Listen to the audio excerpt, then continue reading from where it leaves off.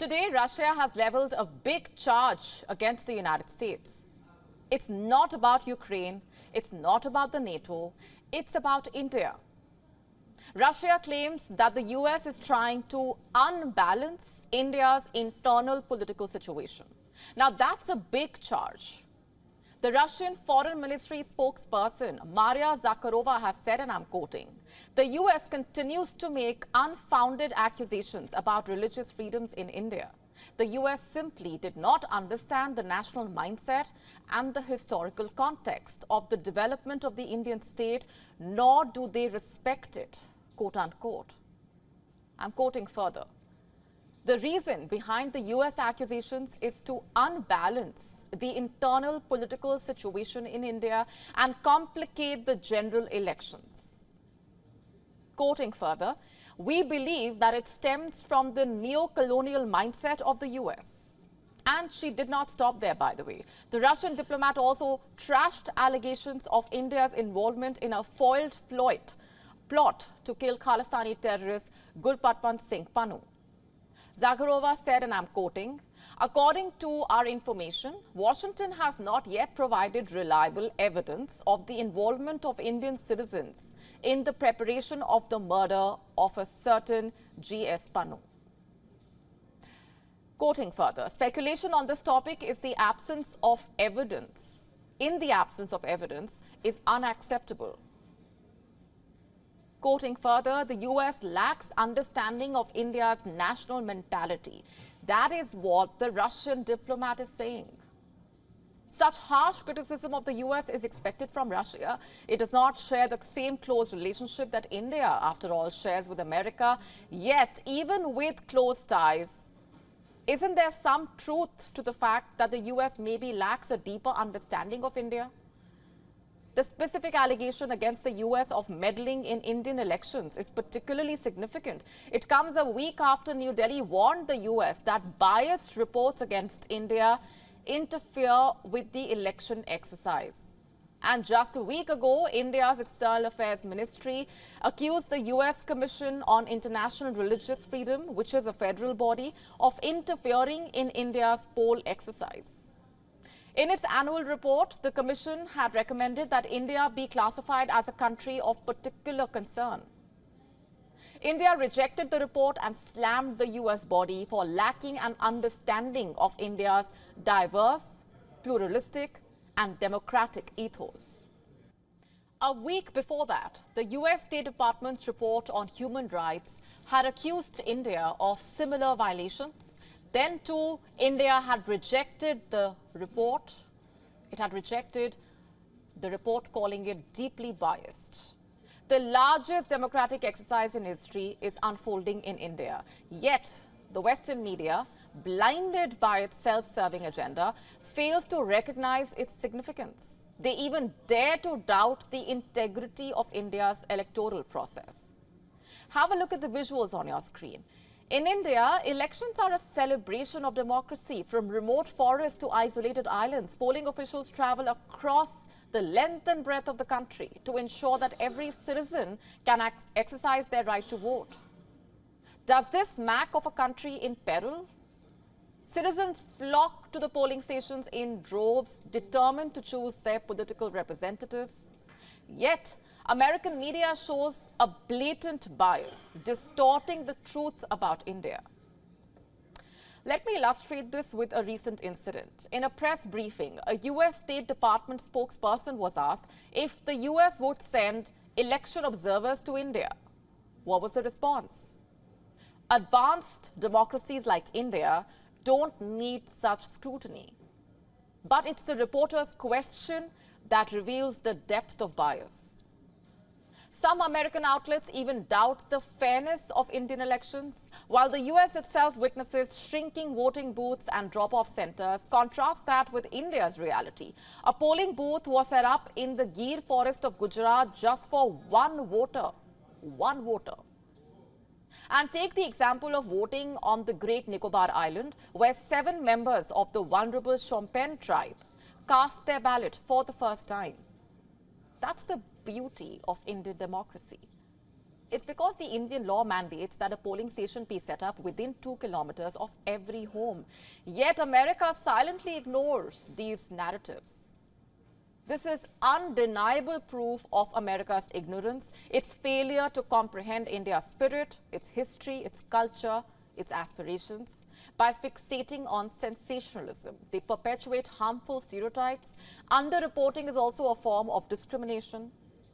The US, haunted by its own election integrity issues, often projects its insecurities on democracies like India without due diligence. But ignorance does not alter the reality. Here in India, we have a saying. It roughly translates to, if you wear black glasses, the whole world appears black. Perhaps it's time the US removes its blindfold. India was, in defense terms, a third world country for the longest time. India produced little to no defense equipment. Today, it is on the road to becoming self-reliant, or what we call Atmanirbhar. The Indian Army is aiming to completely cut off imports of ammunition by the next financial year. We are talking about 2025 to 26. Major General V.K. Sharma, who is the ADG of procurement in the Indian Army, has said at a recent event that the Indian Army is currently purchasing anywhere between 6,000 crore rupees to 8,000 crore rupees worth of ammunition globally. All of this will now come from Indian makers.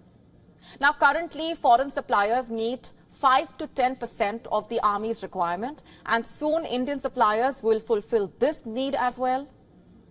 Major General Sharma said that the Indian Army has already found indigenous sources for 150 to 175 types of ammunition. You see, what we have here is a great success story. This is an explosive story of a country that went from barely making defense equipment to now having an almost self-reliant army. And the story does not end here, by the way. India is also looking to become a major arms exporter. And fueling this growth are India's policies, India's PSUs, or public sector undertakings, private players, including large corporates, startups, research and development institutes. Today, defense factories are coming up across India. There is innovation, a push for research, push for export.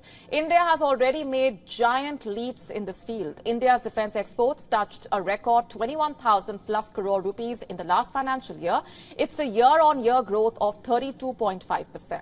Now, if you compare the last decade to the previous one, then you will see a 21 times growth in India's defense export. In the last financial year, India's defense sector touched a new milestone by starting the export of the BrahMos missile system to the Philippines. This was a deal worth $375 million. Now, there are talks that Vietnam is looking to buy the BrahMos missiles from India. The deal could be worth $625 million. Also talks of how Indonesia could be looking to buy the BrahMos. This is as per reports. It is expected to be a deal worth at least $200 million. Reports say India could be in talks with as many as 8 countries for exporting the BrahMos missile. There are countries in Southeast Asia, countries from West Asia, also in Africa. Today, India is not just exporting BrahMos missiles, but Dornier 228 aircraft, ALH helicopters, or advanced light helicopters. India also exports armored vehicles, radars, rockets, launchers, torpedo loading mechanism, night vision monocular, night vision binoculars, drones, artillery systems, coastal surveillance radars. It's a long list. Also, there is a long list of buyers, by the way. India today exports defense products to over 80 countries. Here are some of the major importers: Sri Lanka, Nepal, Israel, Egypt, the UAE, Ethiopia, Bhutan, Saudi Arabia, the Philippines, Poland, Spain, Chile. Around a month ago, India delivered HAL 228 aircraft to Guyana. That contract was fulfilled in a record time. India is also looking to export fighter jets, Tejas to be more specific. It is an indigenously produced fighter jet. Its maker is HAL, or the Hindustan Aeronautics Limited. The advanced variant of Tejas, the Mark 1A, has completed its maiden flight in Bengaluru. The fighter jet comes with digital radar warning receivers, a superior radar, advanced beyond visual range air-to-air missiles, and external self-protection jammer pods. Could India soon start exporting this fighter jet? Last year, when Malaysia put out a tender for LCA or light combat aircraft, India responded by pitting the Tejas as a perfect buy. India's Tejas and South Korea's Kai FA-50 made it to the final shortlist. HAL is confident that Tejas would soon become the blue-eyed boy of India's defense export. HAL says Argentina and Egypt have shown interest in the Tejas. Argentina is in discussion for nearly 15 LCAs. Egypt is looking at 20. If India manages to sell its indigenously built light combat aircraft Tejas, it will enter the exclusive club of countries that export fighter jets. That will be yet another milestone for this explosive story that is India's defense sector. The world's wealthiest cities are constantly evolving, and a rising star is challenging the status quo. Bengaluru in India. That's right. A recent study by Henley and Partners reveals Bengaluru's meteoric rise. Nicknamed the Silicon Valley of India, Bengaluru boasts a booming tech sector that is attracting significant wealth. The city now ranks among the top 10 wealthiest globally, with over 13,200 high net worth individuals, those with investable assets exceeding $1 million. Now, this rapid growth is fueled by the presence of global tech giants like Infosys and Wipro. In fact, Bengaluru's rise as a wealth hub is a testament to India's growing ability to attract investments, also talent. India's economic success extends beyond its borders. According to the International Organization for Migration, India has become the world's largest recipient of remittances, surpassing the $100 billion mark for the first time in 2022. These remittances represent the contribution of millions of Indian migrant workers around the world. They go a long way in supporting families back home, funding education, healthcare, overall well-being. Southern Asia, with its large and dynamic migrant workforce, in fact, is a major recipient of remittances globally. The stories of Bengaluru's wealth and India's record-breaking remittances are interconnected. The success of Bengaluru's tech sector may be attracting returning talent and investment, further fueling its growth. Remittances can potentially play a significant role in supporting investment back into India's growing sectors like technology. And this, you see, creates a cycle of opportunity, also progress. As India continues its economic journey, it will be fascinating to see if Bengaluru can maintain its position as a global wealth hub. Additionally, will remittances continue to serve as a catalyst for the creation of future wealth hubs across the country? Only time will tell. But one thing is clear: India's role in the global wealth landscape is undeniably significant.